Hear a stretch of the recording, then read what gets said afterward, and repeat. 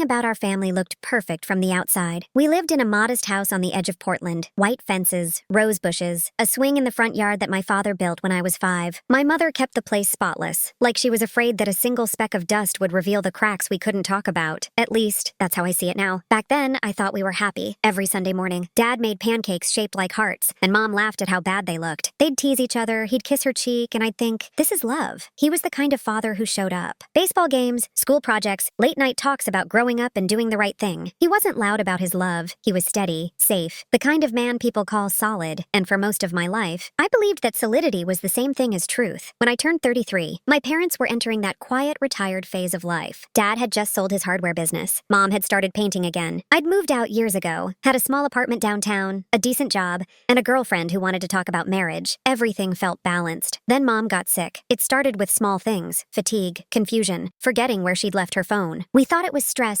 maybe early menopause symptoms, but then one night she collapsed while washing dishes. The doctors said it was an infection that had spread too far before anyone caught it. Sepsis. Serious, but treatable if she fought hard. She spent 3 weeks in the hospital, drifting in and out of consciousness. Dad barely left her side. Every time I visited, he looked more hollow. His hands would tremble when he fed her water through a straw, and yet his voice stayed calm. "She's gonna be fine, Danny," he'd say. "She's stronger than she looks." Then came the night that changed everything. It was around 2 a.m. I'd dozed off in the chair beside Mom's bed. The machines hummed softly, and the hallway light leaked through the glass panel in the door. That's when I heard her whisper something. At first, it was just murmuring, dream talk. But then clear as day, she said a name. "Michael." I thought she was calling for me, so I leaned closer. But then she said it again, softer, almost like an apology. "Michael. He doesn't know." I froze. I didn't know a Michael. There was no Michael in our family, no close friend, no one who fit. Her breathing was shallow, her eyes still closed. I whispered, "Mom? Who's Michael?" No answer, just the steady beeping of the monitor. That word wouldn't leave me. It stuck in my mind, gnawing at me for the rest of the night. The next morning, I asked Dad casually, "Hey." Mom was kind of mumbling in her sleep. She said some name, Michael. "Who's that?" For a moment, his fork stopped halfway to his mouth. He blinked once, then smiled. The kind of smile that's too controlled. "Probably someone she knew from the hospital," he said. "You know your mother. She talks nonsense when she's tired." He said it too quickly, and for the first time in my life, I caught something I'd never noticed before. Fear. Hiding behind calm, I tried to shake it off. Told myself I was reading into things.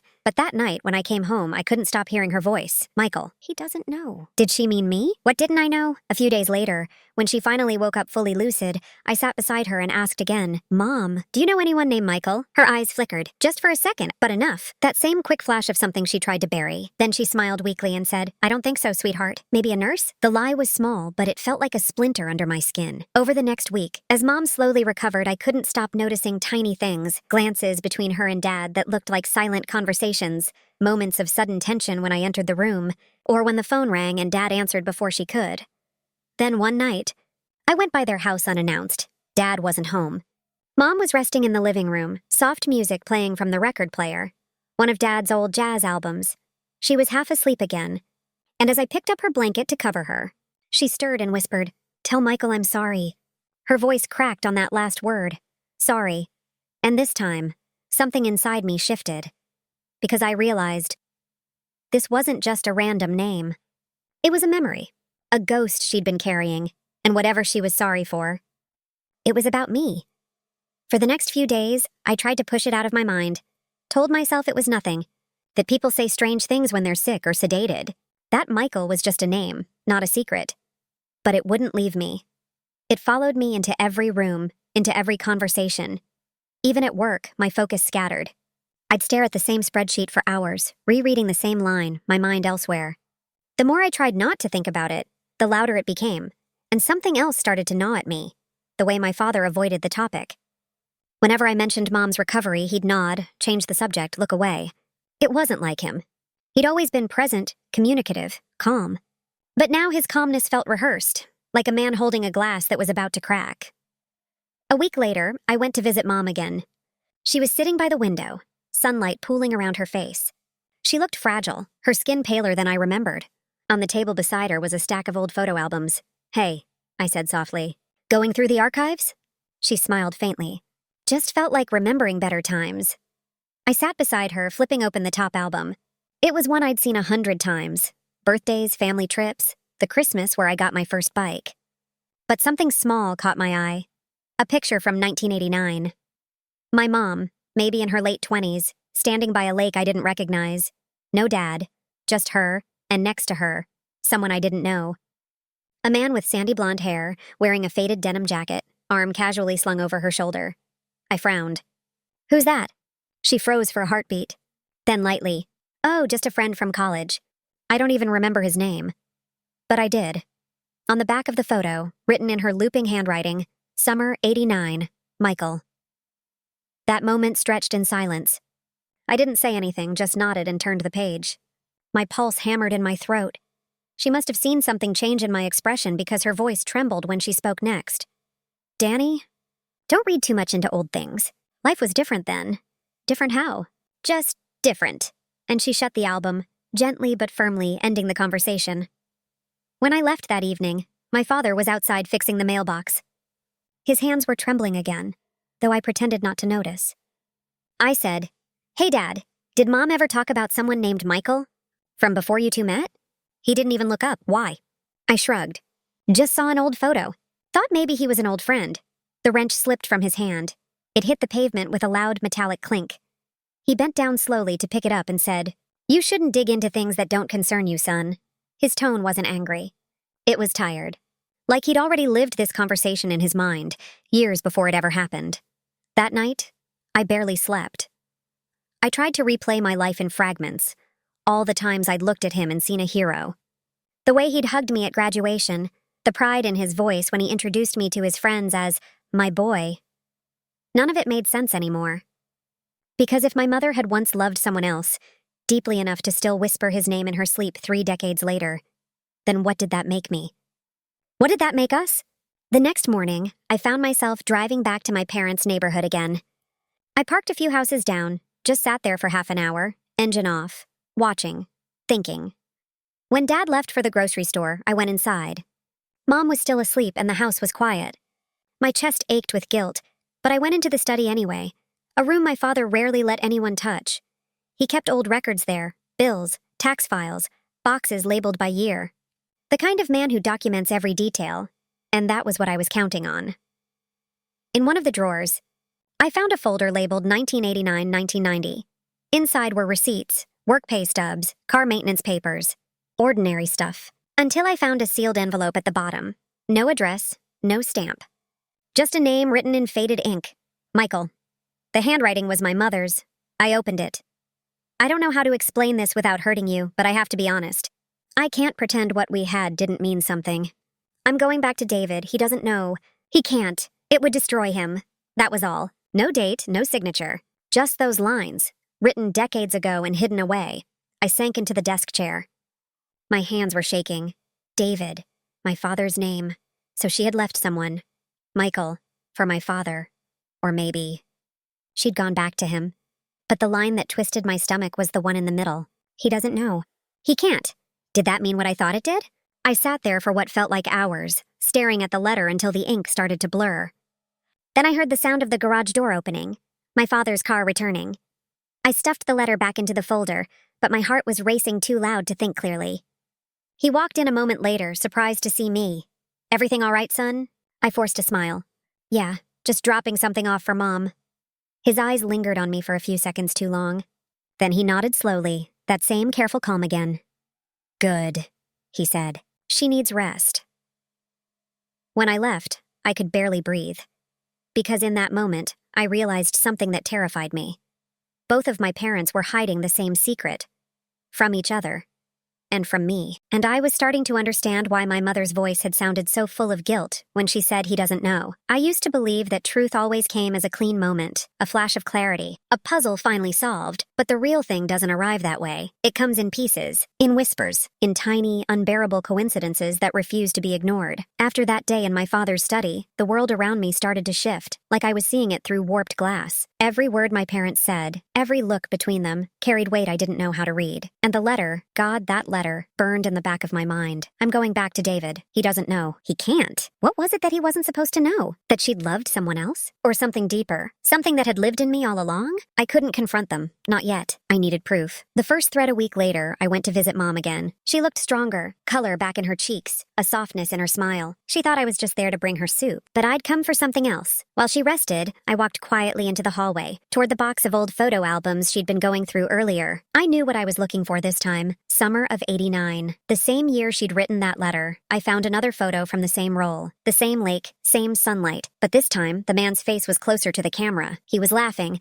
eyes half closed, his arm around her shoulders in a way that didn't look casual anymore. On the back, another line written in her handwriting, Michael and me. Oregon coast. I slipped the photo into my pocket. I didn't know what I planned to do with it. Maybe nothing. Maybe everything. The phone number that night. I couldn't stop thinking about it. I lay awake, staring at the ceiling, hearing her voice whisper his name. Tell Michael I'm sorry. There was a truth waiting somewhere behind those words, and I couldn't sleep until I reached it. So I did something I'd never done before. I searched her old things online. She had a social media account she barely used. I scrolled through her old friends list, old tagged photos. Then one name froze me, Michael Hayes. The profile picture was of an older man now, gray hair, kind eyes, same face from the lake photo. He lived 2 towns away. I clicked through his profile. His timeline was quiet, full of posts about gardening, photography, and once, on his birthday, someone had commented, "Still can't believe you never had kids. Mike, you'd have been a great dad." My heart twisted, because for the first time, I felt the shape of the truth forming and I didn't want to see it. Still, I copied his name and number from a business listing linked to his profile. It took me 3 days to build the courage to call. When I finally did, my hand was trembling so hard I almost dropped the phone. "Hello?"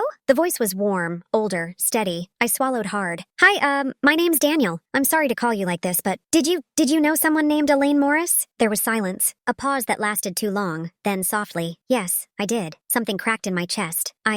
She's my mother," I said. "I was just going through some old photos and I saw your name. I thought maybe you were a family friend." He didn't speak right away. When he did, his voice trembled slightly. How is she?" "She's okay," I said. "She was sick, but she's getting better." Another pause, then a sigh. "That's good." "I'm glad." There was 1,000 questions pressing against my throat, but I couldn't form them. Instead, I said, "Did you two, know each other long?" A quiet laugh, almost nostalgic. "You could say that." The sound was kind, familiar even, and something about it, the rhythm of it, the tone, made my stomach drop, because it sounded like mine. The DNA test that night I couldn't sit still. Every memory began replaying itself through a new lens. The way my hair color didn't quite match my dad's. The way people always said I looked unique in my family. The faint tension I'd never understood between my parents when I was a kid. I needed proof. Not guesses, not photos, proof. So I ordered a DNA kit, the kind that promises to trace ancestry but secretly becomes the quiet judge of family lies. When the results came in 3 weeks later, I opened them alone, sitting in my apartment with my heart pounding, and there it was, a list of close DNA matches. One stood out at the top, Michael Hayes, 49.7% DNA shared. Relationship, parent-child. I couldn't breathe. It wasn't just suspicion anymore. It wasn't a ghost or a maybe. It was fact. Michael Hayes was my biological father. Everything inside me went quiet. For a long time, I just stared at the screen. My entire life, every childhood memory, every family photo, had just been rewritten in a single line of data. I thought about my mother's letter. He doesn't know. He can't. She wasn't talking about Michael. She was talking about Dad, my father, the man who'd raised me, loved me, shaped every part of who I was, had no idea. And my mother had carried that truth inside her for 33 years. The shatter I don't remember standing up. I just remember being outside, driving without knowing where I was going. My hands were gripping the wheel so tight they ached.